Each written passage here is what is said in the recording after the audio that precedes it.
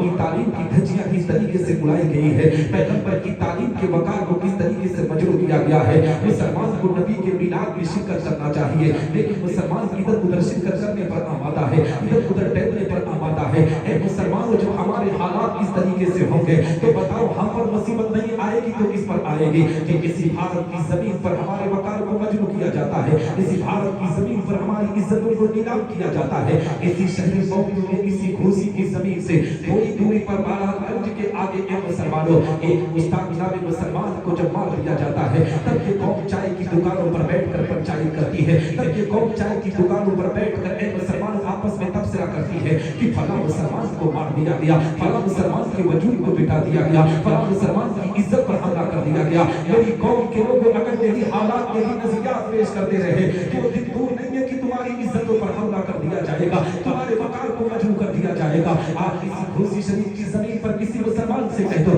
मुसलमान तुम क्यों सताए जाते हो, मुसलमान तुम क्यों मारे जाते हो, तो जानते हो घोसी शरीफ का मुसलमान देगा निसार अहमद निसामी, हम टोपी लगाते हैं इस बुनियाद पर मारे जाते हैं, दाढ़ी रखते हैं इस बुनियाद पर मारे जाते हैं, इस्लामी लिबास पहनते हैं इस बुनियाद पर मारे जाते हैं। मगर मैं कहना चाहता हूँ मुसलमानों, अगर दाढ़ी के नाम पर मुसलमान को मारा जाता, टोपी के नाम पर मुसलमान को मारा जाता, तो अब रोज गोरखपुरी बैठे हुए हैं, निसार अहमद निसामी तकरीर कर रहा है, हिंदुस्तान में उलमा की तादाद आए दिन सफर करने पर आमादा है, मगर किसी आलिम पर हमला नहीं हो रहा है, किसी तालिब वाले पर हमला नहीं हो रहा है। जब भी हमला होता है तो ए मुसलमानों आपने देखा होगा तो चार तो छोड़कर अक्सर और बेशतर नौजवानों पर हमला होता है जिनकी दाढ़ी नहीं है, जिनकी मोछें नहीं है। वजह क्या है मुसलमानों, हम आज दाढ़ी की बुनियाद पर नहीं मारे जा रहे हैं, टोपी की बुनियाद पर नहीं मारे जा रहे हैं, इस्लामी लिबास की बुनियाद पर नहीं मारे जा रहे हैं। अगर आज हम सताए जा रहे हैं तो अपने गंदे आमाल की बुनियाद पर सताए जा रहे हैं, अपने गुनाहों की बुनियाद पर सताए जा रहे हैं।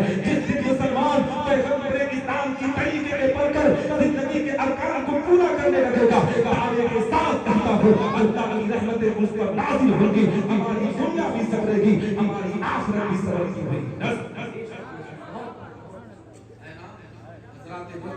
लेकिन माहौल इस तरीके से खराब है, आज वो मुस्लिम के पास फुर्सत नहीं है कि नबी के मिलाद में बैठा जाए, मुसलमान के पास वक्त नहीं है कि उस नबी के मिलाद में आकर थोड़ा वक्त बिताया जाए। मेरी कौम के लोगों, ऐसी महफिलों में बैठा करो, ऐसे महफिल में अल्लाह के फरिश्ते तशरीफ लाते हैं, ऐसी महफिल में अल्लाह की रहमत का नुज़ूल होता है। अब मैं आपको बताता चलो, आप इस बाबरकत महफिल में हम शिरकत कर रहे हैं ना, ये आम रात नहीं है मुसलमानों, इसे शबे नूर कहा जाता है, ये नूर वाली रात है। इसी रात के जाते जाते सुबह का सवेरा आते आते जानते हो किनकी आमद हुई है, जिनके सदके में अल्लाह ने कायनात को पैदा किया है, जिनके सदके में अल्लाह ने जमीन और आसमान को पैदा किया है, उस पैगंबर की आमद हुई है। मुसलमानों कुछ बदबख्त कह दिया करते हैं, ये मुसलमान रब के आखिर समा का नाम क्यों दिया करते हैं, ये सुन्नी सहीहुल अकीदा मुसलमान पैगंबर इस्लाम से मोहब्बत का दावा क्यों करते हैं। आज किसी घोसी की जमीन पर कुछ ऐसे भी लोग होंगे जो नबी के मिलाद के नाम पर एतराज करते होंगे, जो कुरान की तालीम के नाम पर एतराज करते होंगे।